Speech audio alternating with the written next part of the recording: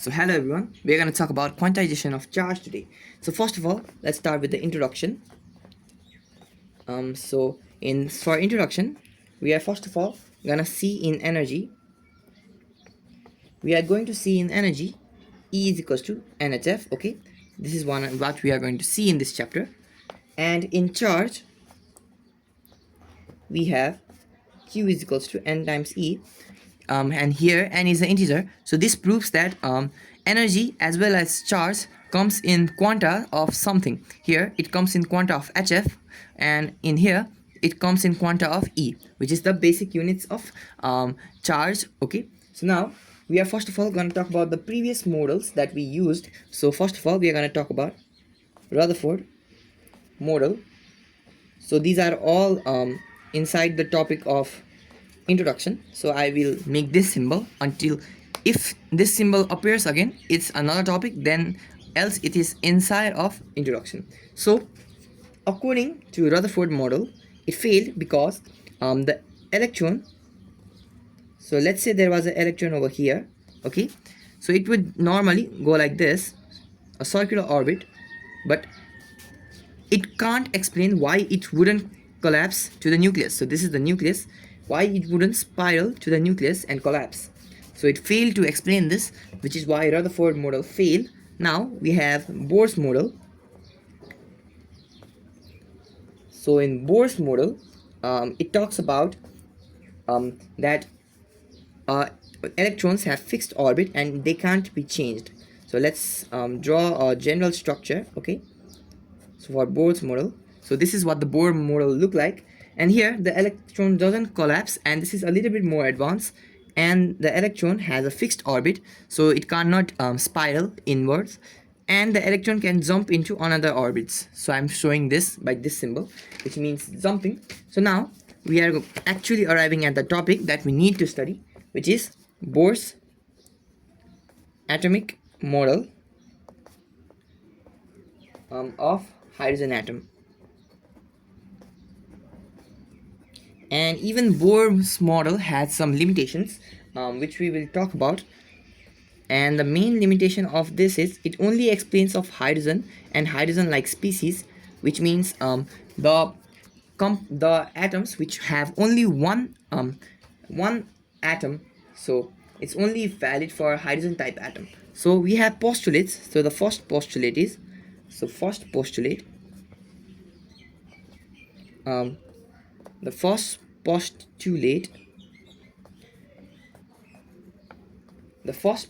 states that electrons revolve on a particular orbit for which the orbital angular momentum is the linear integral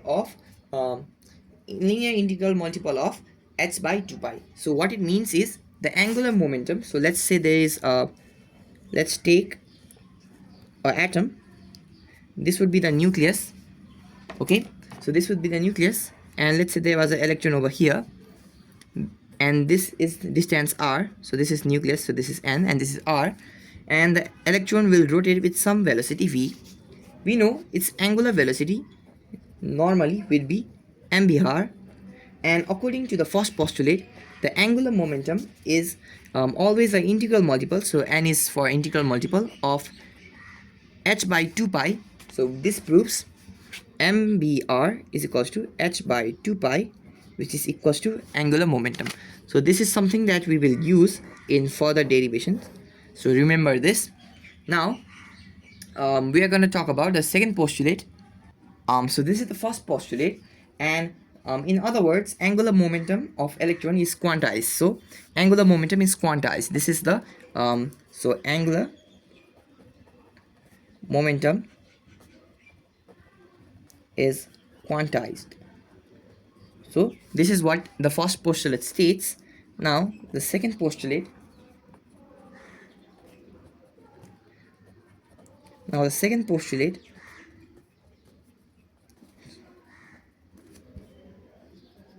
Okay, the spelling of postulate is postulate.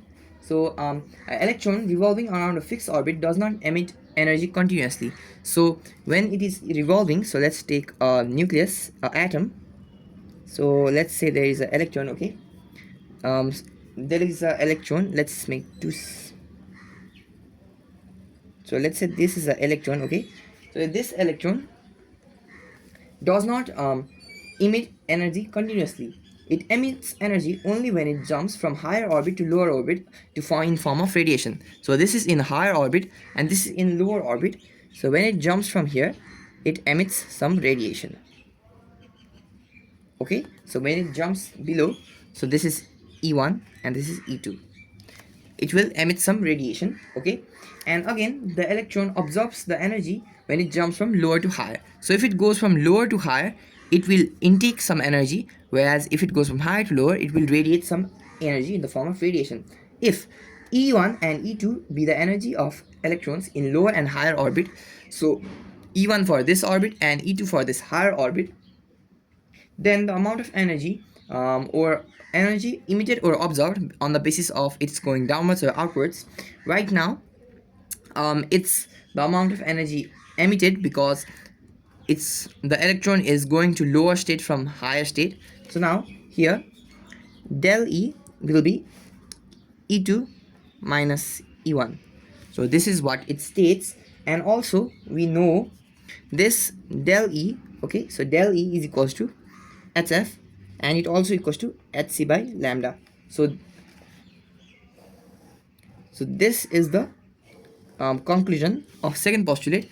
So once again, the first postulate states that the angular momentum is quantized and always a integral multiple of h by 2 pi, whereas the second postulate states that when electron jumps from lower state to higher state or higher state to lower state, it radiates or emits or absorbs some radiation, which is given by this formula. Okay, so now we are going to talk about another topic which is very important, which is known as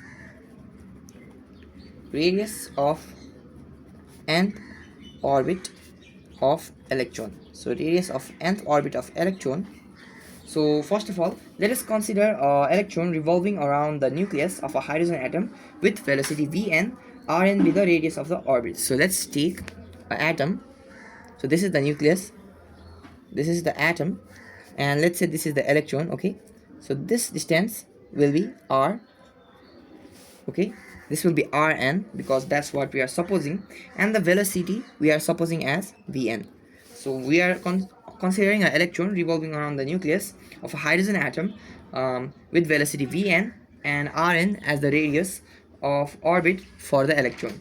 Now the centripetal force. Now the centripetal force experienced by the electron will be, so the centripetal force will be Fc is equals to mvn square by Rn. Okay, so it's the formula of centripetal force is F is equals to mb square by R, and we are just using this, so this will be our equation 1.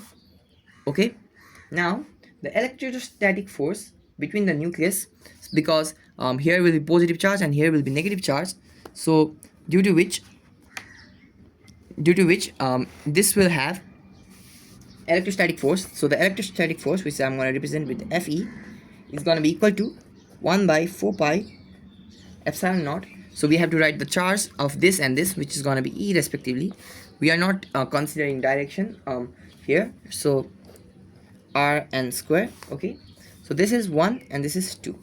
So now if the system is balanced, so which means that the electron does not spiral it into itself, the centripetal force will be equal to the electrostatic force, which can be represented like this. So now if we keep the values which we have gotten, okay, so now if you now we can do mvn square is equals to E square 4 pi epsilon naught Rn, and this will be our equation 3. And this equation can be used to find the radius of nth orbit, but it's much more complicated, which is why we have to simplify it much more. So from Bohr's first postulate, we know mbr is equals to nh by 2 pi.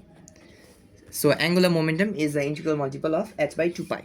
So now here we take Vn, and Vn will be nh by 2 pi mRn, and this will be our equation 4. So now from 3 and 4, so we are taking 3 and 4, we get, so from 3 and 4 we get m, and we are going to keep the value of Vn from here, so it will be n h 2 pi m Rn whole square is equals to E square by 4 pi epsilon naught Rn. And so if you simplify this further, you will finally get the expression of R, which is Rn is equals to epsilon naught n square h square pi m e square by 2. And this will be equation number 5, and this is the required equation for radius of nth orbit of electron. So here we can also see from this Rn is directly proportional to n square, which is also something that you have to know because it may come in graphical questions. Okay, so now if we know the value of E naught, H, M and E, which we know, and which you can find in your calculator as well and online. So if you do this, you will get the value of Rn to be 0.53 into 10 to the power minus 10 n square meter, which is equals to 0.53 n square Armstrong, since you can convert this into Armstrong, which is another unit of length. So this is also something that you have to know, okay, for radius. So now for a hydrogen like atom having atomic number 7, so atomic number 7 like hydrogen, so I'm going to write like H. So in this case we are going to get Rn is equals to 0.53 n square by z Armstrong, which will be the required formula for this case. So this is for the radius of nth orbit. So now we are going to find the velocity. So the velocity of nth orbit of electron. Okay, now from Bohr's first postulate, we know that mb and Rn is equals to nh by 2 pi, and we also know the value of Rn, which we just derived, which is, so this is 1, and Rn is equals to epsilon naught n square h square by pi m e square, which is 2. Okay, and from 1 and 2, so taking both of them, we can write m bn Rn, so we have epsilon naught n square h square by pi m e square is equals to nh by 2 pi, and if you simplify this, you get the value of Vn to be, so Vn is equals to E square by 2 epsilon naught nh. This will be a required equation, so this will be 3, and this is something, this is a formula that you have to know. And also from this, Vn is directly proportional to 1 by n, so this also proves Vn is directly proportional to 1 by n. So if nuclear attraction increases, so to understand this, let's take this. So if decreases, okay, if n decreases, nuclear attraction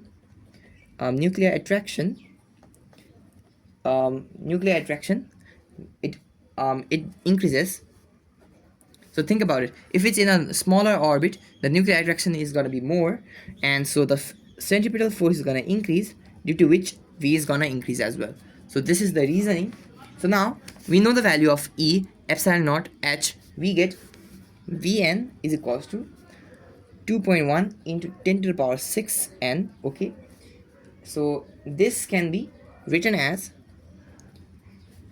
C by 177 n meter per second, where C is the speed of light. So we have this formula for Vn, and again for atomic number Z, so hydrogen like species, the value will be Vn is equals to ZC 173 n, where Z is the atomic number. Okay, now we are going to talk about the energy of electron in nth orbit. So now also we can also, for this I will show you one case. Let's suppose the value of V is 1, so if V1, and for hydrogen it will be C by 137. Okay, so V1 is C by 137, and this shows that the velocity of electron in first orbit of hydrogen is 137 times the speed of light. So question may be asked to prove that the velocity of first orbit is 137 times the speed of light. If that question comes, you can do it like this. So for now we are going to do energy of electron in nth orbit. So total energy of an electron in nth orbit is the sum of kinetic energy and potential energy, which can be written as En is equals to kinetic energy Ke plus potential energy Pe. So now this will be equation 1. The kinetic energy is due to motion. So this is due to motion of electron to be exact. Motion of electron, and potential energy is due to electrostatic field. So this is due to electrostatic field. Electrostatic field of nucleus with electron. So now we can calculate Ke is equals to 1 by 2 mv square n, since this is for the nth orbit and we don't know what we have. Now also we have the value of Vn that we just derived. So if we input this, okay, now this means that kinetic energy is me4 8 epsilon naught square n square h square. Okay, so this will be our equation 2. Also the potential energy will be minus 1 by 4 pi epsilon naught into pi times me square by sorry, it will be e square by Rn. There will be not, there would not be r square, because this is not force, this is energy, so it will only be Rn, whereas in the derivation of radius we did r square. So remember that fact, because sometime you might get confused in exam. So this will be equals to, so if we keep the value of Rn, which is, if I keep it over here, it will be pi me square by epsilon naught n square h square. Okay, so we will get potential energy to be minus me4 4 epsilon naught square n square h square, and this will be equation 3. Okay, so this is from Rn and Vn, which we have just derived the value. So now from equation 1, 2 and 3, so from 1, 2 and 3 we get En is equals to me4 8 epsilon naught square n square h square plus minus e power 4 divided by 4 epsilon naught square n square h square. So if you calculate this out, it will be minus so 1 by 8 minus 1 by 8, it will result in En is equals to minus me power 4 8 epsilon naught square n square h square, and this will be our equation 4th, and this will be the required energy. So now this proves that En is directly proportional to minus 1 by n square. So, and the negative signs indicates that the electron is bounded with the nucleus. So negative sign indicates that the electron is bounded with nucleus. So negative sign indicates that the electron is bounded with the nucleus.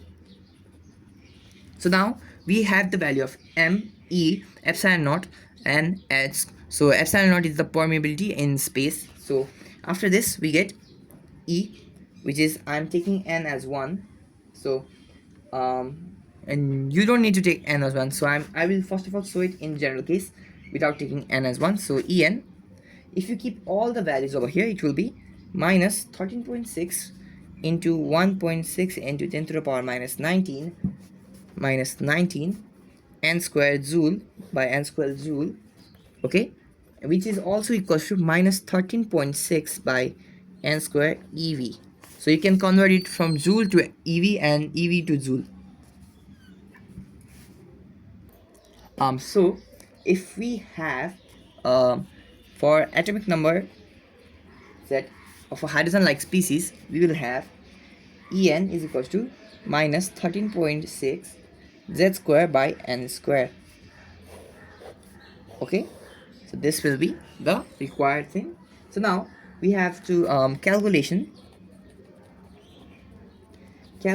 of energy level, which is our next topic. Okay, so calculation of energy levels, where we will calculate by using the formula En is equals to minus 13.6 EB n square. The energy of the electron in nth orbit of a hydrogen atom is given by this. So now for first orbit or ground state, so first orbit or ground state, okay, ground state, STATE state, E1, so keep the value of n is equals to 1 and you will get minus 13.6 EV. Okay, so for second orbit, the second orbit will be called first excitation state, so first excited state. Okay, and the value will be E2 minus 3.4 EV. Similarly, third orbit will be called second excited state and E3 will be minus 1.51 EV and so on. Okay, this pattern will continue. Now for infinite orbit, so infinite orbit, n is equals to infinity, so E infinity equals to 0, which makes sense since you go farther from the orbit, the energy will decrease and it will eventually decrease to 0. So this is the nucleus, this is n equals to 1, n equals to 2 and so on. Okay, you can have as much orbit as you like.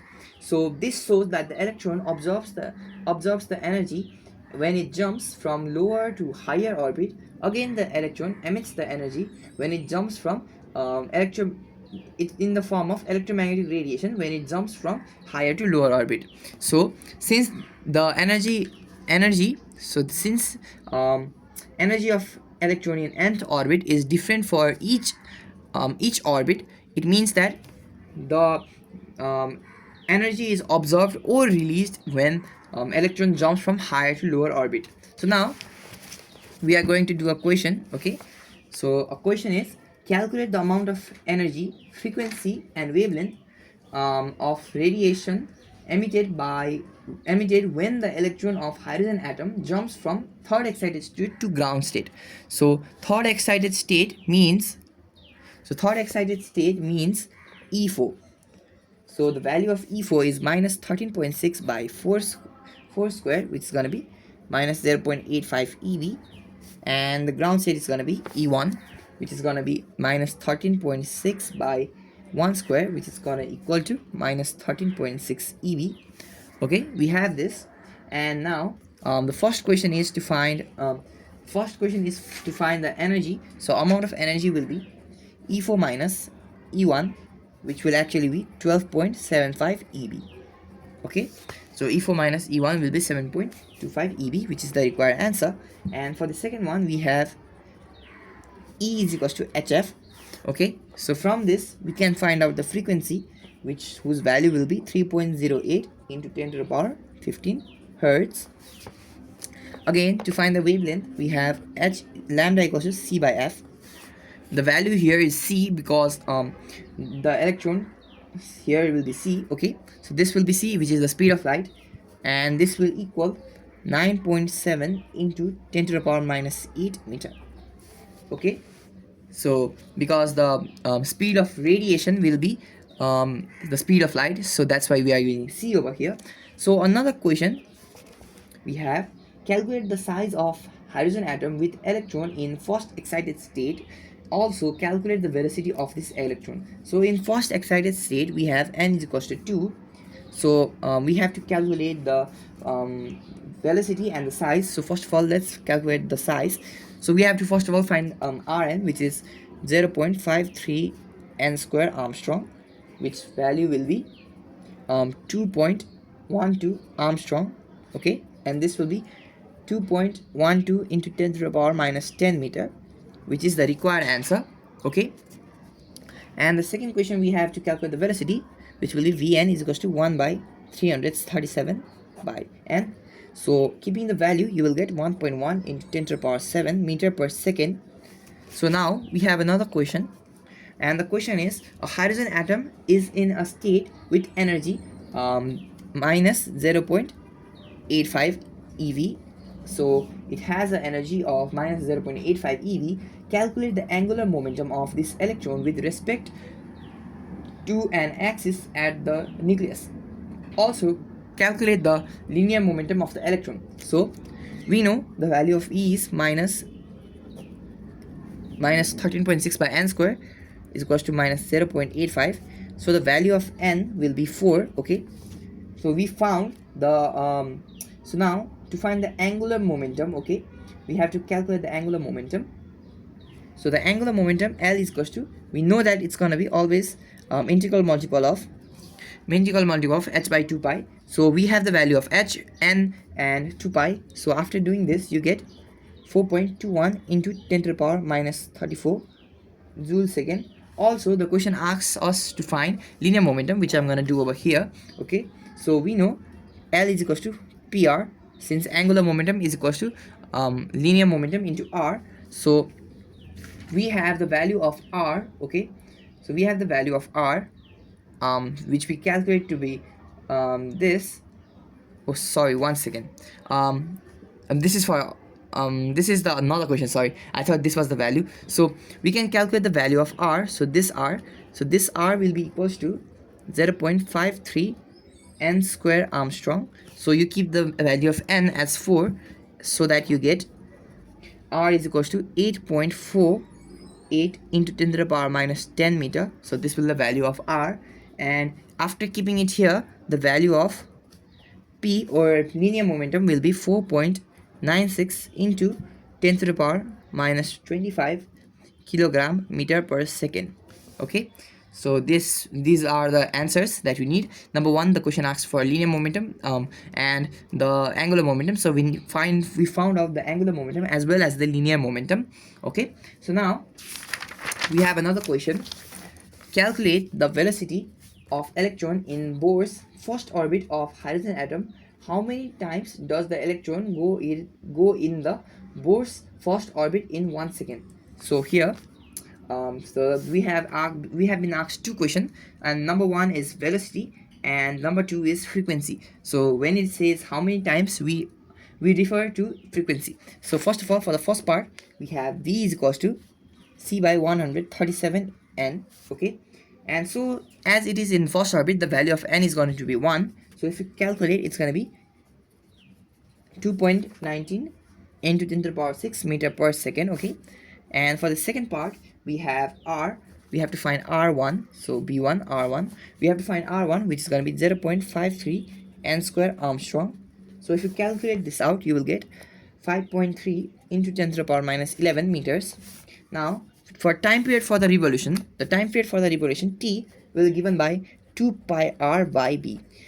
It is so 2 pi r is the distance traveled, b is the velocity, and it is something that you know. So we know velocity is equal to distance by time, and we are just using this and changing some stuff. So now frequency is, so time is 1 by frequency, so 2 pi r1 v1. So from this we can find the value of f. So the value of frequency will be 6.58 into 10 to the power 15 seconds, which is the required answer. Now we have another question. Calculate the energy required to excite an electron from ground state to second excited state. So first of all, you have to find E1. So the E1 value will be minus 13.6 eV, using the formula minus 13.6 by n square. And we also have to find excited to second excited state, which means third orbit, so second excited state, which value will be 1.51 eV. Now you find del E. So del E is E3 minus E1, whose value will be 12.09 eV. So if you want to convert this to joules, you will have to multiply by 1.6 into 10 to the power minus 19, and if you do that, you get 1.93 into 10 to the power minus 18 joules. Okay, another question we have is, in the ground state of hydrogen atom, its Bohr radius is given by 5.3 into 10 to the power minus 11. So in ground state, the radius is given 5.3 into 10 to the power minus 11 meter. Okay, the atom is excited such that the radius becomes 21.2 into 10 to the power minus 11. So we have given Rn. So when it's excited, its value will be this. So first of all, we have to find the principal quantum number. Okay, the principal quantum number means n. So what is the value of n? And the total energy of the atom in this excited state. So we have to also find E. Okay, so now to first of all find this, we will have to do is first of all what we are going to do is, we know Rn is equals to 0.53 n square into 10 to the power minus 10 meter. So that because we have the value in meter, with this we can find the value of n, which will be 2. Okay, so the value of n will be 2. Now this, for the second part, we have to find E, and E is minus 13.6 by n square. So if you keep the value of this, you will actually get, so you will get minus 5.44 into 10 to the power minus 19 joules. Okay, so now we have another question. So another question that we have is electron with energy 20 eV. So here the kinetic energy is 20 eV. Okay, so an electron with energy 20 eV comes in the collision with hydrogen atom in its ground state. Since the electron is moving, all its energy is being converted to kinetic energy, so we are writing kinetic energy equals to 20 eV. The atom is excited into a higher state and the electron is scattered with reduced velocity. The atom subsequently returns to its ground state and with emission of photon of wavelength. So we have given wavelength of photon, which is 1.216 into 10 to the power minus 7 meter. Determine the velocity of scattered electron. So we have to find velocity of scattered electron. So we know this kinetic energy is the total energy being supplied. So let's think of a nucleus. So this is this is an atom, and this is the nucleus. So let's say there is an electron. According to the question, there is the electron. Okay, and it has a kinetic energy of 20 eV. Let's say electron, and here it hits another electron, and this electron goes off and it gives off radiation. This goes to higher state. Okay, and the electron is deflected and its velocity is changed. So let's suppose that as v dash, which we have to find. Okay, so the kinetic energy will first of all be used for hc by lambda, because the electron is going to a higher state. So to find that, we have to use hf, which is equals to hc by lambda plus 1 by 2 mv square. So this portion is for this part. So for electron, and this is for electron, but these both are for electron, but this is for this one, and I'm gonna label this as electron top bar. Okay, and this as electron. So this is for electron top bar. Okay, whereas this is just for electron. Okay, so now if you give the value of, we have the value of Ke, so you have to convert it to 20 into 1.6 into 10 to the power minus 19 joules. You have to convert this to joules. You know the value of h. C, lambda is also given. The mass of electron, I think you know this, and the value of V. So we only need the value of B. So if you calculate, you will get 1.86 into 10 to the power 6 meter per second, which is the required answer. Okay, we have another question. Alpha particle having kinetic energy 7.68 mega electron volts. So we have kinetic energy as 7.68 mega electron volts, which is equal to 7.68 into 10 to the power 6. So mega means 10 to the power 6 into 1.6 into 10 to the power minus 19 joules. So we convert E and M. Okay, and here also is projected toward a nucleus of copper. Zn equals to 29. We have learned in radioactivity that Zn means proton number, so, or atomic number, so it's 29. Calculate the distance of nearest approach. So to understand this, let's suppose this is the nucleus. Okay, so Q2 is Z times E, because Z is the atomic number and E is the charge. So R0, let's take a distance R0, which is the distance of closest approach, and this is a copper nucleus. So copper nucleus, so the closest distance is the distance. So we are hitting an alpha particle. The alpha particle first of all goes and it stops at a certain distance. and it's reversed back due to this being positive and this being positive, so opposite, same polarity, which causes repulsion, so alpha particle. So this distance where it is repelled and sent back is known as distance of closest approach. So q1 is the distance of closest approach, and q1 is going to be q2e, which we have learned in radioactivity, and 2e will be positive, and this will also be positive. So now, at RO, so at closest distance, the kinetic energy, so loss in kinetic energy, will be equal to gain in potential energy. Since the energy must be conserved, so we have to cancel them. So the loss in energy, loss in kinetic energy equals to the gain in potential energy. So now, we have key E, which is going the lost energy is going to be this energy key, because everything will be lost, and it will be divided by 1 by 4 pi epsilon naught 2e ze by r naught. So with this we can find the value of r naught. So if you calculate, you will find that the value of r naught will be 1.09 into 10 to the power minus 14 meter. So this will be the answer. So now let's get to the next topic, which is excitation energy.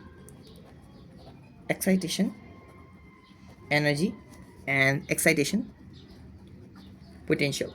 So excitation energy and excitation potential.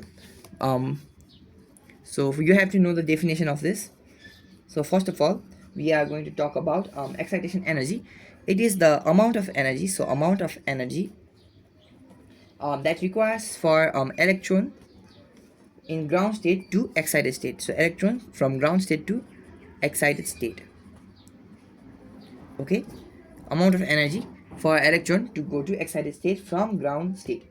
So this is for excitation energy. The excitation potential is potential difference through which the electron in ground state must be accelerated. So potential that must be accelerated, okay, so that it reaches the excited state. So it's potential difference for acceleration, so that electron reaches to excited state. So for example, when an electron of hydrogen jumps from ground state to the first excited state, then the excitation energy will be calculated as del E is equals to E2 minus E1. We can find the value of E2 and E1. So it will be 10.2 eV. So this will be the excitation energy, and the excitation potential, which will be denoted by V, will be equals to del E by Q. The value of Q will be E over here. So 10.2 eV by E, which will be 10.2 volts. So you can find this for any way. So you can go from ground state to second excited state, first excited state, you can go to any one. So this is gonna be excitation energy, so excitation energy, and this is gonna be excitation potential. Okay, so now we are going to talk about ionization energy and ionization potential. So ionization energy and ionization potential. Okay, so ionization energy and ionization potential, which is our topic now. So ionization energy is a special case of electrical energy. So it's a special case of excitation energy. Okay, and ionization potential is a special case, and it's a special case of of EP, which is excitation potential. So ionization energy is also the amount of energy, but over here the electron from ground state has to be taken to infinity. So from ground state to infinity, so the amount of energy required by the electron in ground state to take it to infinity is known as ionization energy. So similarly, for potential ionization potential difference through the electron, which must be accelerated to get the electron from ground state to infinity, is known as ionization potential. So the ionization energy is given by E infinity minus E1, and which value is 13.6 eV, and the value of ionization potential IP is 13.6 V, because we are dividing by B, and so you have to know this value. Okay, it's something that you can calculate pretty easily. but you must know how to calculate and what it is. So now we are going to talk about spectral series of hydrogen atom. So we are going to talk about spectral series of hydrogen atom. So one radiation gives spectral lines. Spectral series means series of spectral lines. Okay, so one radiation gives spectral line, and spectral series is the series of spectral lines. So now, when an electron jumps from higher level to lower level, it emits radiation in definite frequency and wavelength known as spectral lines. So, spectral line. So, spectral line, okay, is the radiation, okay. It is a radiation when electron goes from high to low, higher energy level to lower energy level, okay, high to low, um, and emits a radiation of fixed frequency or wavelength. So, or wavelength is fixed. Okay, so now um, hydrogen atoms give series of spectral lines when it jumps from higher energy to lower energy, which is known as spectral series. So, spectral series is the series of spectral line.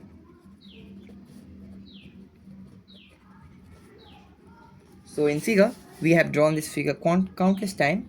So this is the nucleus and this is the atom. Let's say this is N1, N2, and this will have energy E1, E2, and there is the electron in higher energy level, and if it goes to lower energy level it will emit radiation, and um, this radiation is known as spectral line. Okay, and the series of spectral line are known as spectral series. So let En1 and En2. So let's refer this to En1 and En2. Since it is N1, not the first one, so we are writing En1 and En2. So let En1 and En2 be the energy of electron of hydrogen atom corresponding to the lower and higher orbits, which are N1 and N2 respectively. Then the energy of this orbit will be, so we have En1, and by the formula we have minus E4 8 epsilon naught N1 whole square in epsilon naught whole square, and this will be 1. Okay, and similarly for En2 we will have minus Me4 8 epsilon naught square N2 square H square and this will be equation 2. So now then the amount of energy emitted by the electron when it jumps from higher to lower level, which is del E, is gonna be N2 N1. Okay, so if you calculate this out, it will be Me4 8 epsilon naught whole square H square bracket 1 minus N1 square minus 1 by N2 square. So this is the result that you should arrive in. Since here is negative negative, so N1 will be in the first due to there being negative in both one. So now since the energy is emitted in the form of electromagnetic radiation, del E, so del E will be equals to HF, which can be written as Hc by lambda. So this will be our equation 4. Okay, and let's refer to this as equation 3 so that it becomes easy for us. From 3 and 4 we get Hc by lambda is equals to Me4 8 epsilon naught square H square 1 by N1 square minus 1 by N2 square. But here Hc, Me, epsilon naught H and 8 are constant, so if we take all of them as a constant we can define a new constant. So 1 by lambda is going to be, so you have to divide them here, so it will be C and X H cube, so which I'm not doing, and it will be referred as R, and the value of R is also known to us since everything was a constant. So here, so this is the required equation to find the wavelength So this gives the wavelength after calculating. So this is equation 5. So also here R is equals to me4 by 8 epsilon naught square ch cube, okay, and is known as Rydberg's constant, and also the value of R is equals to 1.097 into 10 to the power 7 per meter, okay. So this.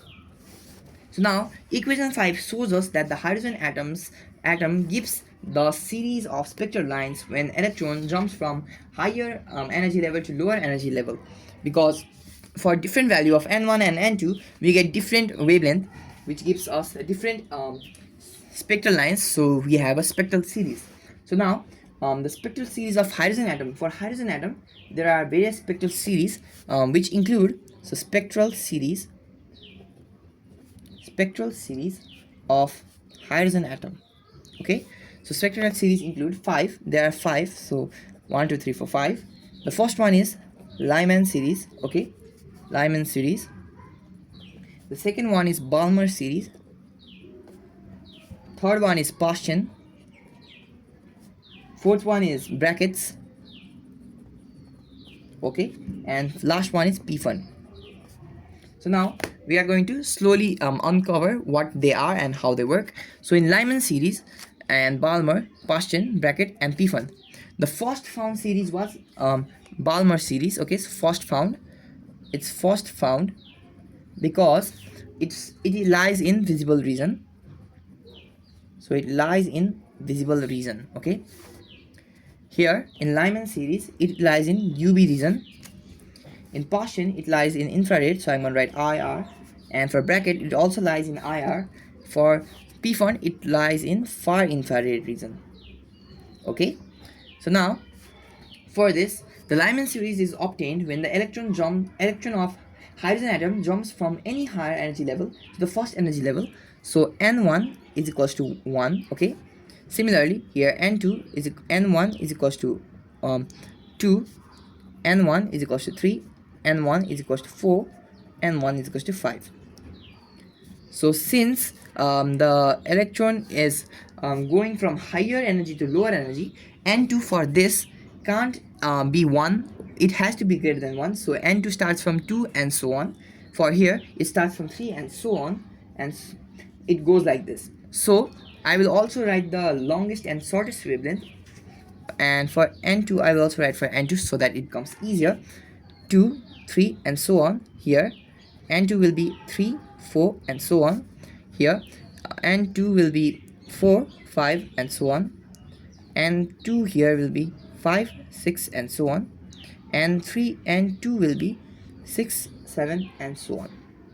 Also we have to calculate their longest and shortest wavelength. So I'm going to show for Lyman. So for Lyman, and I'm just going to write it in general for others. So for Lyman, let's take the longest wavelength. So longest wavelength, it can be found by doing this. So 1 by lambda is equals to R. So 1 by 1 square, since it has to go to the first energy level, minus 1 by 2 square. So this gives us the longest wavelength, which is lambda is equals to 4 by 3 R, okay. Whereas the shortest wavelength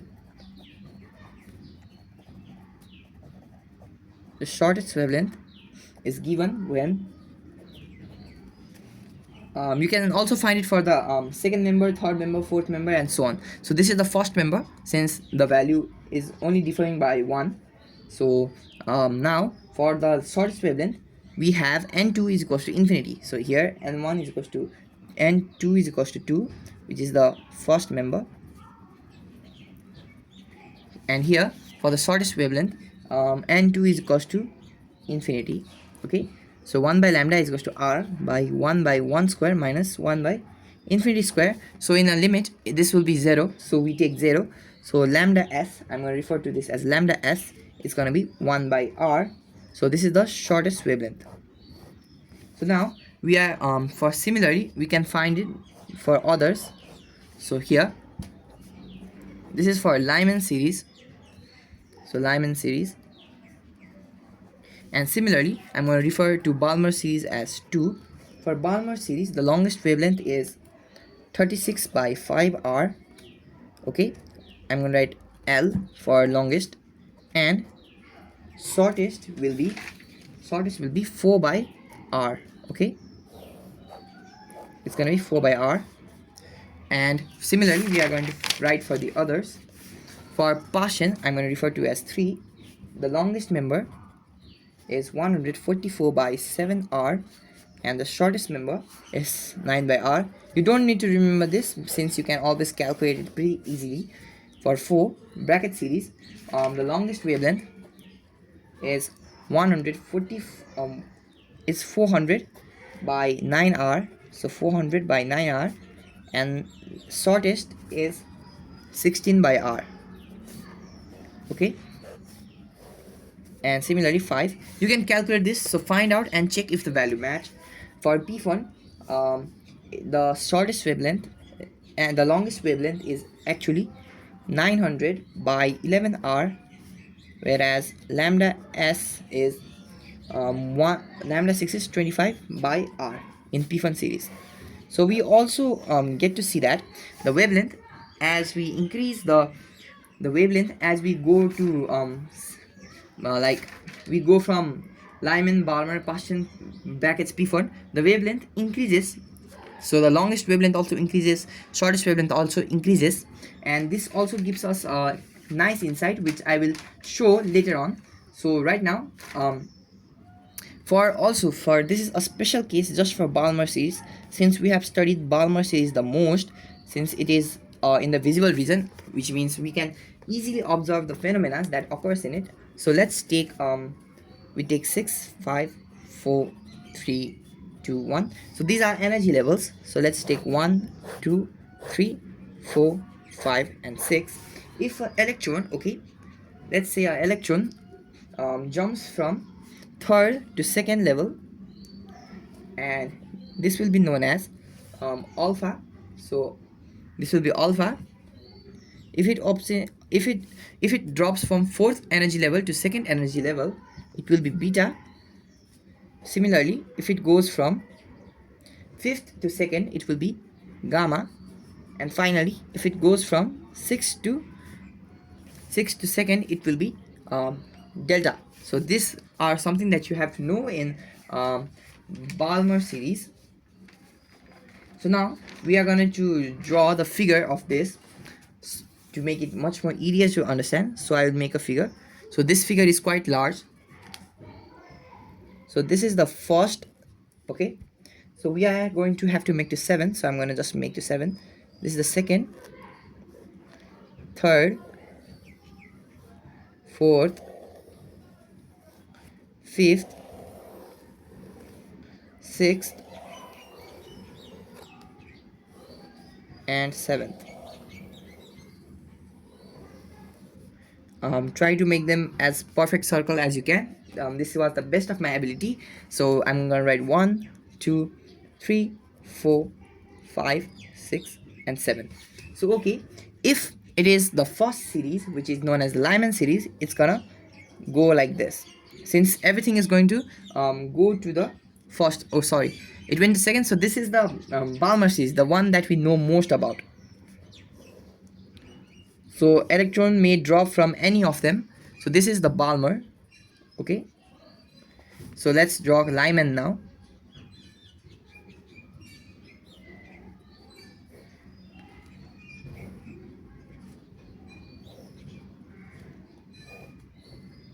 So this is Lyman.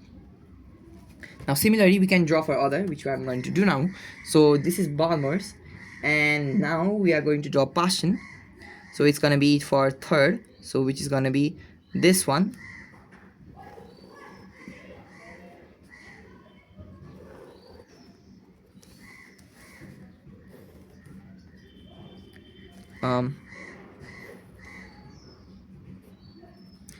Sorry, I made a mistake, so let me fix it. So this will be the spectral series of hydrogen atom. So now let's do a question. The question is, a free electron of the energy 1.4 eV collides with a H plus ion. As a result of the collision, a H plus atom in ground state is formed. A photon is released. Of what is the wavelength of the emitted radiation? In which part of the emission spectra does it lie? So we have given E1, which is minus 13.6 eV. So we know this, and we have been given E, which is 1.4 eV, which is the which collides with electron. Now the energy of photon will be given by HF, which will be equals to E minus E1, which is 15 eV. Okay, now we have HF is equals to hc by lambda.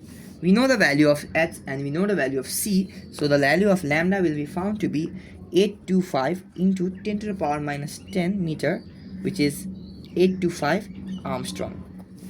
So now you can find this. So now we are going to draw energy level diagram. So energy level diagram, the energy level diagram. So now we know En is equals to minus 13.6 by n square ev. So I'm only going to draw 3. So you must, there's no specific limit, but you can draw as much as you like. So I'm only going to do 3, or I may also do 2 if there is it is too big. So we get this minus 3.4 ev minus 1.51 ev. Okay, so now what we are going to do is we are going to draw. So first of all, let's draw energy, which is going to be in ev. Okay, since we are taking it this in ev, and energy level. So we are going to just do some short ones, which is gonna start from, which is gonna be E1. Okay, and so now let's take energy. We are going to start from minus 16.3. Okay, and if here is 0 and here is minus 16.3, minus 3.4 will be around here. So minus 3.4 will be around here, and minus 1.5 will be around here. So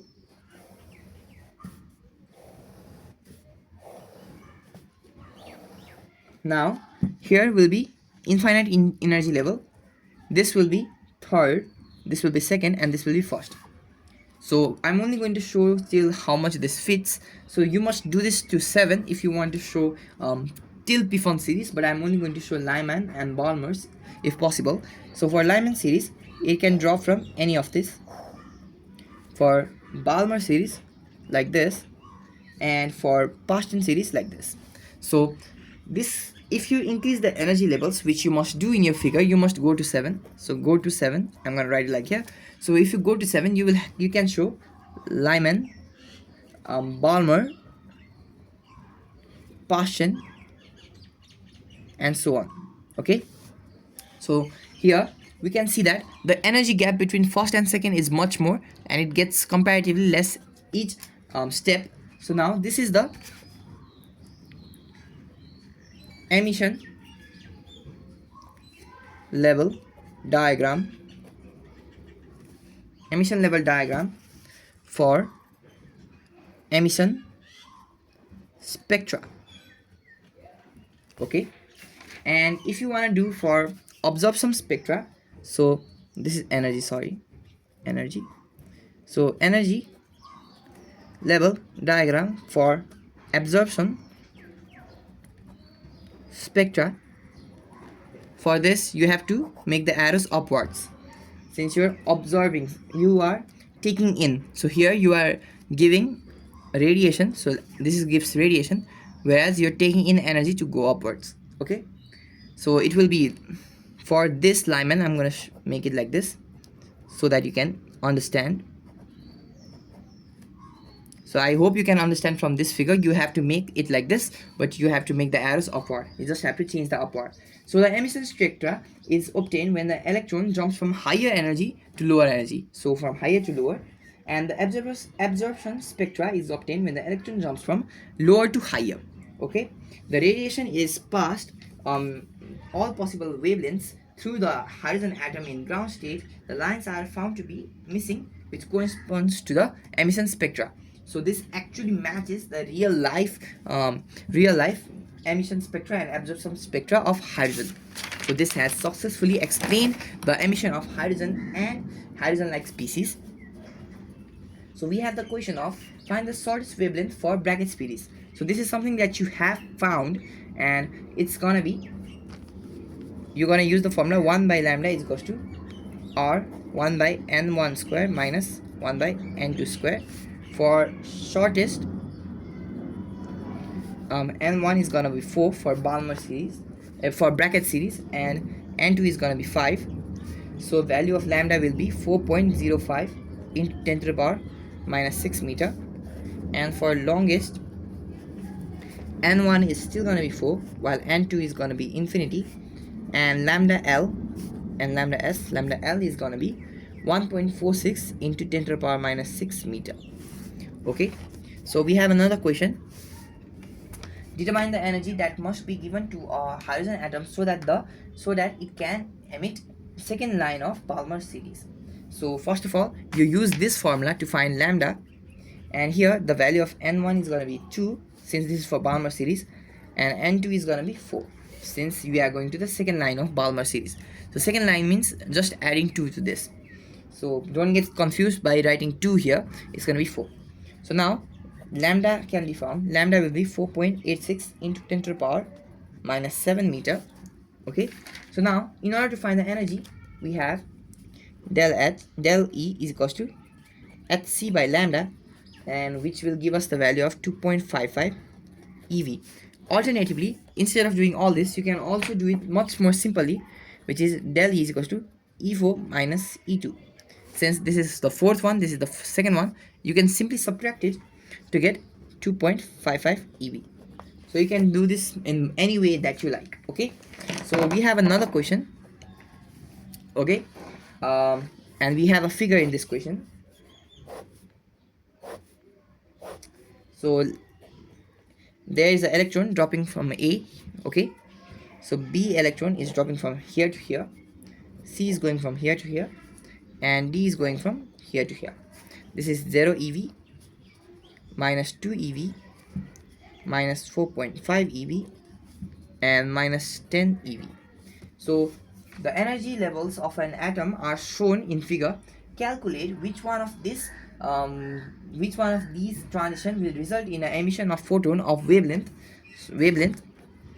275 nanometer. So nanometer means 275 into 10 to the power minus 9 meter. Okay, so we have del E is equals to hf, so hc by lambda. We have given the value of lambda, so it's going to be 4.51 ev. So if you calculate it out, so here we have to see which will be equal to 4.5. So we can see that B is equals to 0 to 4.5. So the answer will be this answer will be B. So B is the required answer since 4.5 is required by B.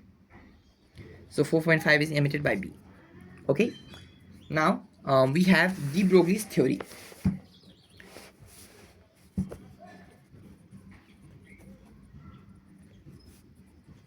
So we have de Broglie's theory.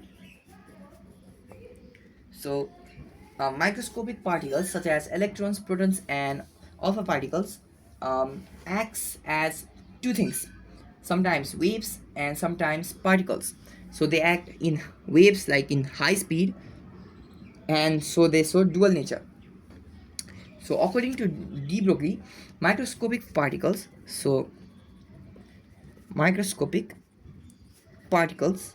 like electron, proton, alpha particles in motion exhibit both the nature of particles.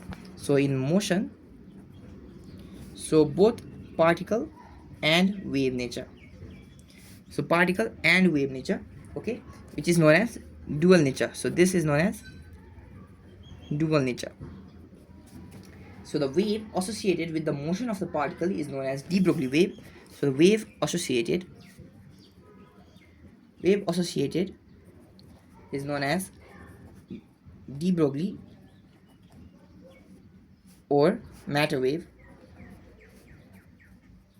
So the wave associated with the motion of particles is known as de Broglie or matter wave, and the wavelength of this wave is given by lambda is equal to h by p, where h is Planck's constant and p is momentum. So this can be also written as mv, say, because p is equal to mv. So now we have a proof. So we have to prove this. So in order to prove this, let us consider a photon of frequency f. So we are considering a photon of frequency f, then its energy will be given by hf. So this is our equation 1. Consider a particle having mass m whose energy is equal to that of photon. Then according to Einstein mass energy relation, we have E is equal to mc square. So let me tell you again. So we are considering a photon of frequency f, then the energy given by the photon is gonna be E equals to hf. Whereas consider a particle having a mass m whose energy is equal to the energy of that of photon, and then from according to mass and Einstein mass energy relation, we have this where c is speed of light, and from 1 and 2, so we take both of them, we get hf is equals to mc square, and we know f is equals to c by lambda. So we have lambda is equals to h by mc, and c is velocity, so it can also be written as h by p. So this is something that you have to know. So now we are going to write it in terms of something. So let's write it in terms of, so first of all we have kinetic energy. So kinetic energy, so first of all writing it in terms of kinetic energy, we have lambda is equals to h by p, and we know p is equals to root under 2m kinetic energy. This is something that you know, must know, and if you don't, I will also prove this.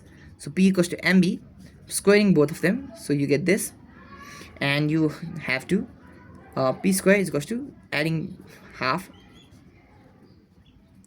and taking this m here, and this will be equals to kinetic energy. So now p is equals to root under 2m kinetic energy. Okay, so this is something that you can prove pretty easily. So we have this, which means lambda equals to h by root under 2m kinetic energy. So this is in terms of kinetic energy, and this is the formula that you must know. Again, now we have in terms of for charged particles. So for charged particle, so if the particle is charged, if the particle is not charged, this formula can't be used. But if it's charged, so when a charged particle having charge q is accelerated from rest through a potential difference of v volts, the kinetic energy will be, so the kinetic energy will be qb. So this is something that we have learned because we have used 1 by 2 mb square is equals to eb. So it's similar to this. So 1 by 2 mb square is written by ke, and e, the charge, is written by q, and voltage is written by b. So now from this, lambda is equals to h by root under 2m qb. So we have proved another one. Okay, this is for charged particle. Now for gas molecule, so this is only for gas molecule. So we know the total kinetic energy for of 1 mole of gas. So total kinetic energy of 1 mole of gas. So total energy for 1 mole of gas is given by K is equals to 3 by 2 RT. This is something that you have derived in 11th class. So here R is universal gas constant and T is absolute temperature. And now the average kinetic energy of molecule of gas is, so I'm gonna write average Ke. So here I'm gonna write total. It's gonna be total kinetic energy by Avogadro's number. So Avogadro's number is 6.023 into 10 to the power minus 23. So here this can be written as 3 by 2 RT divided by Na, and since R and Na both are constant, they can be written as a new constant which is known as Kb. So it's gonna be 3 by 2 kBt, and here Kb is known as Boltzmann constant. So Kb is Boltzmann constant, and which value is equals to 1.38 into 10 to the power minus 23 joule per kg. So here this is universal gas constant. Okay, so now we have the equation, so we can write lambda is equals to h by root under 2m. So the kinetic energy will be 3 by 2 kBt for gas molecule. So lambda will be equals to h by 2m 3m kBt. So this is the formulas that you must know in terms for of various things. So now we are going to do some questions. So let's do a question. An electron and a proton are moving with same momentum, velocity and kinetic energy. So there are different cases: A momentum, B kinetic velocity, and 3 kinetic energy. Find the ratio of de Broglie's wavelength in each case. So first of all, we have lambda is equals to h by p. Okay, for same momentum, so if momentum is constant, h is directly proportional to 1. So h is not proportional to anything. So now, which means h electron by proton is going to be 1 by 1. So that's the ratio. Okay, this is the answer of first one. So you can also write this as in the form of ratio. Okay, now we have another one, B. For same velocity, for same velocity, we are going to use another formula which is in the form of mb. And if velocity is same, so if velocity is same, lambda is directly proportional to 1 by m. Okay, so lambda e by lambda p is equals to mp by me. mp, we know that its mass of proton is 1307 times the mass of electron, or you can plug the values straight. So this will give us lambda e dot dot lambda p to lambda e to lambda p is 1837 to 1. Okay, so this is for the second one. And finally, for the third question, we have same kinetic energy. So writing in the form of kinetic energy, we have this. So if kinetic energy is constant, we can write this as lambda is directly proportional to 1 by m, since 2 is also constant here. So lambda e by lambda p is equals to root under mp by me. And you do this again, so you will get, so it will result in lambda e dot dot lambda p is equals to root 1837 dot dot 1. So root 1837 to 1. Now we have another question. A proton and an alpha particle are accelerated from rest through same potential difference. What is the ratio of their de Broglie wavelength? So we know for same potential difference, in terms of potential difference, if you write it, it's gonna be for charged particle, so 2m qb. Okay, so for v equals to constant, we can write it as lambda is directly proportional to root under mq. Okay, so lambda p by lambda alpha is equals to root under the charge and mass of alpha particle divided by for proton. So here we know the alpha particle, which is represented by this here, its mass is 4 times that of proton, and its charge is 2 times that of proton. So now we have mp qp root under. So if you simplify this, you will get ratio will be root 8 is to 1. Okay, now we have another question. Calculate the de Broglie wavelength of an electron which is accelerated from rest through a potential difference of 100 volts. So we have given potential of 100 volts. So now we have the formula lambda equals to h by root 2m qb. The value of q here is E. So we know the value of mass of electron, mass of electron, charge of electron, and we have given the voltage. So the value of lambda will be 1.33 into 10 to the power minus 10 meter. Now we have another question. Find the de Broglie wavelength of oxygen molecule moving at a temperature of 20 degrees Celsius. So we have been given temperature 20 degrees Celsius. which must be written in absolute scale. So it will be 293 Kelvin. Now, find the de Broglie wavelength for an oxygen molecule having temperature 20 degrees Celsius. So now, since it's an oxygen molecule, we have to find the mass of the oxygen molecule, which is gonna be m is equals to 32.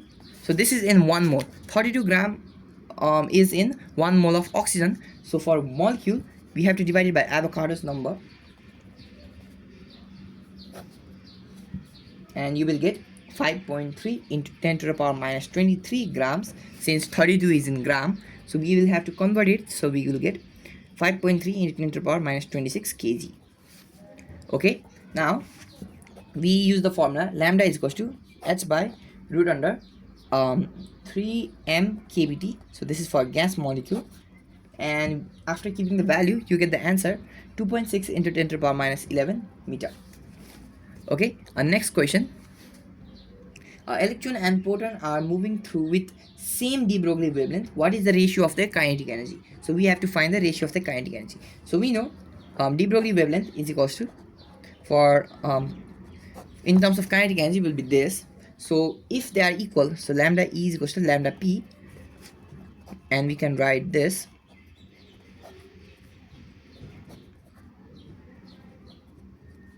Okay, so here the mass of will be of electron proton respectively. H is constant, 2 is constant, so they will be cut, so there's no need for them. And now we can write this as root under me ke is equals to root under 1837 me ke p. Okay, so now we can find the ratio by dividing. Okay, so ke e by kinetic energy of proton is equals to 1837 by 1 whole square root. So ke e dot ke p will be 137.1.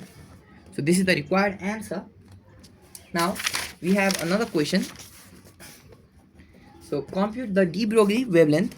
So we have to compute the de Broglie wavelength for a proton whose kinetic energy is equals to the rest mass to an electron. So we know lambda is equals to h by root under 2mp ke p. Okay, so now since we have to find the rest mass, we have to h, we know the value of h, we know the mass of the proton is 1837 times the mass of electron, or you can write the value directly, it doesn't matter.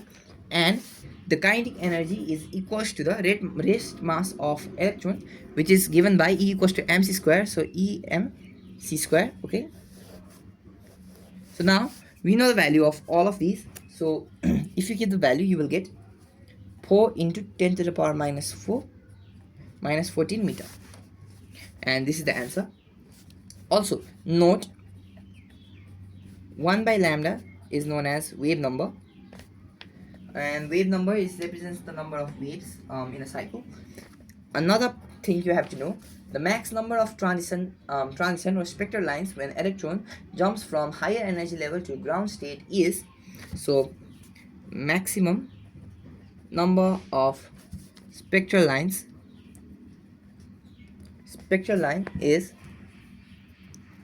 n minus 1 by 2. Okay, and again the maximum number of spectral lines or transitions when an electron jumps from n2 to n1. So this is, you're just dropping to the ground state. Okay, so you're dropping to the ground state, so n to 0, I'm going to represent n to 0 1, so it's going to be 1, so 1. Here it will be n2 to n1. This formula will be n2 minus n1, n2 minus n1 plus 1 by 2. This will be the required form, so you must remember them. They may come in entrance exam as well. So let's do another question. if a hydrogen atom is raised from ground state to excited state, then what will occur? So when hydrogen atom is raised from ground state to excited state, so hydrogen atom ground to excited state, the potential energy increases whereas the kinetic energy decreases, because kinetic energy is inversely proportional to 1 by n square, whereas um, potential energy is inversely proportional to minus of n square. So that's why potential kinetic energy decreases whereas potential energy increases. Okay, another question we have: the frequency of series limit of Balmer series of hydrogen atom in terms of Rieber constant is. So we have to find it in terms of Rieber's constants and series limit. So series limit means n1 is going to be 2 because it's Balmer's, and n2 is going to be infinity since it's a limit. So now 1 by lambda is equals to r divided by 1 by n1 square minus 1 by n2 square. So you will get 1 by lambda equals to 4 by r. Okay, now f is equals to c by lambda, so this is something that we know, and we can get rc by 4. So this is the form in terms of frequency. Now we have another question. In the Bohr's model of hydrogen, the atomic radius of first orbit is r0, then the radius of third orbit is, so for r0 of third, so we have to find so we know it's r0 for first, so we know let me write this like this. We know r is directly proportional to rn is directly proportional to rn square, so r0 by r3 is equals to 0, sorry, this is going to be 1 first orbit. So first orbit, sorry, let me read the question again because I think I got confused. In the Bohr's model of hydrogen, the atomic radius of the first orbit is r0, then the radius of third orbit is, so we know r is directly proportional to n square, so the for first orbit I'm going to write r1, we are going to replace it by r0 later. So and r3 is equals to 1 square by 3 square. So I'm going to replace this by 0 right now because I was confused and I was putting 0 over here. So now with this we can say that r3 is equals to 9 times r0, which is the required answer. Okay, we have another question. The ratios of energy of hydrogen atom in its first to the second excited state is, so we know En is directly proportional to 1 by n square. This is something we have proved. So now E2 by E3 is 9 by 4. But the question asks us in its first to the second. So first to the second. So first excited state to the second. Then we have to flip this ratio. The answer will be, the ratio will be 4 is to 9, since it is first to the second. So first to the second. So now we have another question. Which of the following curves may represent the energy of an electron in a hydrogen atom as a function of principal quantum number n? So we know En is equals to minus 1.36 n square ev. So En is directly proportional to 1 by n square. So the graph will be E minus En and like this. So this will be the graph. Okay, since it is increasing, but it's increasing in negative direction. Now we have another question. The ratio of de Broglie's wavelength of a proton and a alpha particle having same kinetic energy is, so we have lambda is equals to h by 2m ke. For same kinetic energy, you will get lambda is directly proportional to 1 by m. So lambda p by lambda alpha is equals to m alpha by mp, or 4mp by mp. So therefore lambda p by lambda alpha is given by 2:1. Now we have a figure, okay? So we have a figure. This is velocity, this is n, and we have a few graphs, okay? So this is point A, D, B, C, and the question asks us which of the following curve may represent the speed of electron in a hydrogen atom as a function of principal quantum number n. So it's gonna be C, because we know V is directly proportional to 1 by n, and this is the graph of 1 by n. So answer is C. So it's this graph which I'm highlighting. So this graph. So now we have another question. The total energy of an electron in its first excited state of hydrogen atom is minus 3.4 electron volt. What is the potential energy of the electron in this state? So we have En is equals to minus 3.4 eV. So now we have to find potential energy. So let me read the question again. The total energy of an electron in the first excited state, so it's E2, is minus 3.4 electron volts. What is the potential energy of the electron in this state? So the potential energy will be 2En. So its value will be minus 6.8 eV. But you might ask, how did this relation come up? So it's pretty easy. We know the value of En, Ke, and so let me write it. We know En is equals to minus me4 by 8 epsilon naught square n square h square, and it's equals to minus 13.6 by n square ev. Also we know kinetic energy is equals to me4 8 epsilon naught square n square h square, and potential energy equals to minus me4 4 epsilon naught square n square h square. So from these relations we can say that kinetic energy equals to minus En. So kinetic energy is 13.6 n square ev. So this is a relation that you might need. Also potential energy is 2 times En, so it's 2 times 13.6 ev by n square. So these two are relation that you might need, okay? So now we are going to talk about Heisenberg's uncertainty principle. So now we are going to talk about Heisenberg's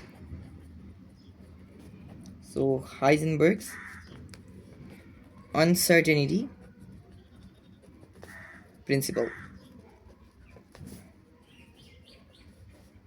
So Heisenberg uncertainty principle. So in atomic study, we study the motion, okay, and two physical variables. Let's say they are canonically conjugate variables. So they are considered as one pair. So two physical variables considered as one pair, and they will A into B. Let's say they are the variables. They will have the unit of h, or angular momentum, and the error in A, del A, and the error in B, del B, will be always greater than or less than, or greater than or equals to h by 2 pi. So you might not understand it quite well, but I'm gonna explain it much better. So let's first of all start. So Heisenberg principle states that it is not possible to determine precisely and simultaneously both the members of a pair of physical variables which describes the motion of atomic system, okay? Such pairs of physical variables are known as canonically conjugate variables. So this is the statement of Heisenberg's uncertainty principle. So now let's take an example. If delta A and delta B are uncertainty or errors or uncertainty, so delta A and delta B are errors or uncertainty in the measurement of canonically conjugate variables A and B respectively. According to Heisenberg principle, delta A dot delta B is less than equals to h by 2 pi, or simply delta A dot delta B is less than or equals to h scot. So it's read as h scot. Okay, so we have this. Now we are going where, okay, also h scot is equals to h by 2 pi. Now we have three ways to that we are going to define it. So number one, in terms of position, which is x, and momentum, which is p. This p is linear momentum, so h by 2 pi. Okay, so also you can also represent in terms of angular position and angular momentum, so h by 2 pi. You can also represent in terms of energy and time, which means h by 2 pi. So Heisenberg uncertainty principle said that you can't find both of them accurately and precisely. Okay, so now let's take a question. Calculate the uncertainty in the measurement of velocity of electron confined in a 10 Armstrong box. So we have L is equals to 10 Armstrong. Okay, and let's suppose a box. This is a box, this is L. So so now to find the maximum uncertainty, we will find del x. Okay, so del x will be greater than or less than 10 Armstrong.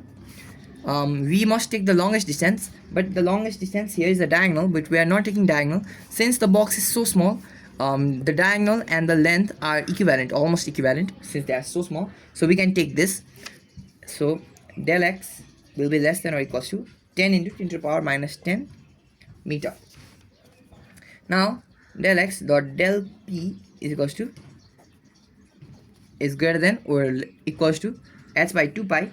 Now we can take this as del x dot m dot del v, since there is no del in m because we are certain for the fact that we know the value of m, h by 2 lambda. So the value of del v will be h by 2 pi m delta x. So the velocity is greater than or equals to 1.2 into 10 to the power 5 meter per second. This is something that you can calculate. Okay, you can calculate this. So now we have another question. A beam of proton is moving with the speed of 2 into 10 to the power 6 meter per second. So these 2 into 10 to the power 6 meter per second with the uncertainty of 0.01%. So we have del v is equals to 0.01% of 0.01% of v. So you multiply this, you will get 200 meter per second. Calculate the uncertainty in the measurement of location of beam. So we use this formula again. Okay, so use this formula again, and we find delta x to be greater than or equals to 3.15 into 10 to the power minus 10 meter. Okay, this is the required answer. Now let's do another question. The lifetime of an excited state of an atom is about 10 to the power minus 8 seconds. So t is equals to 10 to the power minus 8 seconds. So this is the lifetime of excited state. Calculate the minimum uncertainty to determine the energy of the excited state. So this can be written as delta t is less than or equals to 10 to the power minus 8 seconds, which is still valid. Okay, now delta E dot delta t is greater than or less than greater than or equals to h by 2 pi, so which is h cut. So now we can find the value of del E, which will be greater than or equals to 1.05 into 10 to the power minus 26 joule.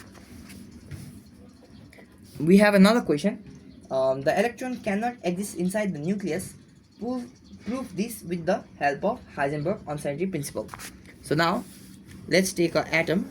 So this is the atom, okay, and nucleus. So let's say this is O, and this distance will be R, okay. So this is the nucleus,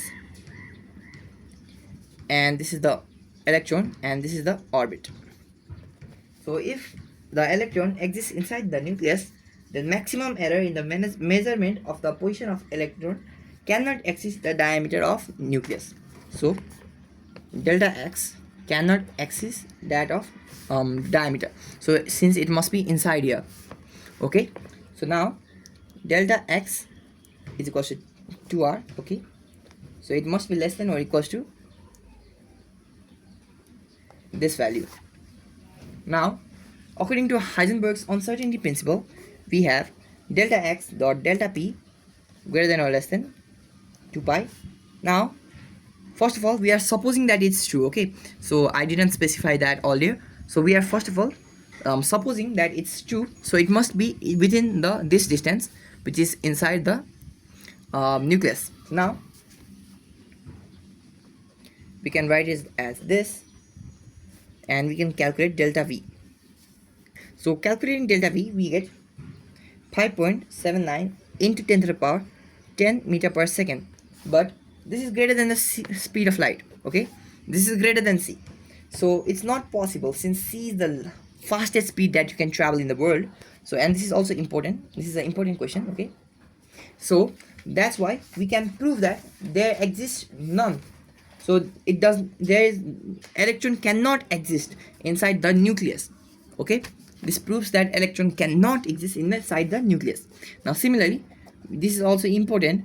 We are going to prove that proton or neutron exists inside a nucleus by the help of Heisenberg's uncertainty principle.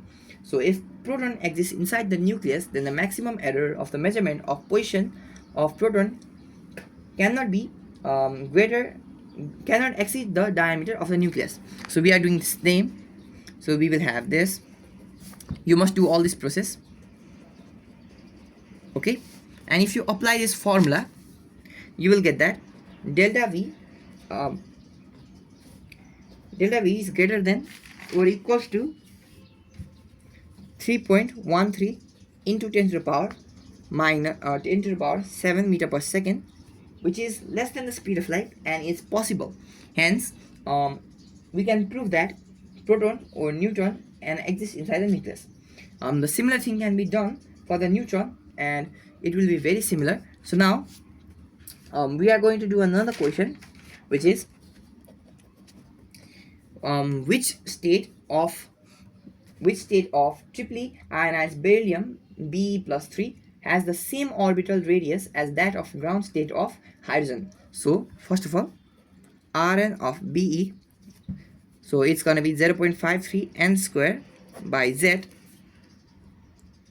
and hydrogen Rnh is gonna be 0.53 into 1 square, since the hydrogen is supposed to be in ground state. So let me read the question again.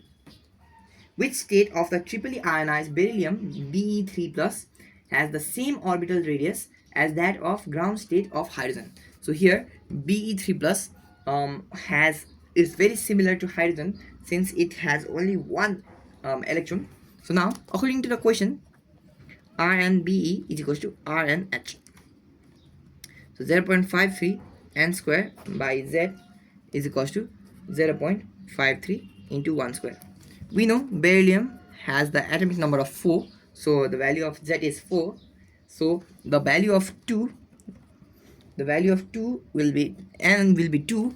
So this proves that the second state would be required to have the same radius as for hydrogen in first orbit. So this is it for quantization of charge.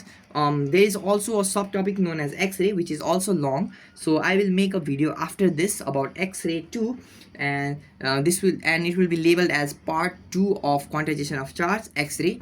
And for with this I would like to end this video. Thank you.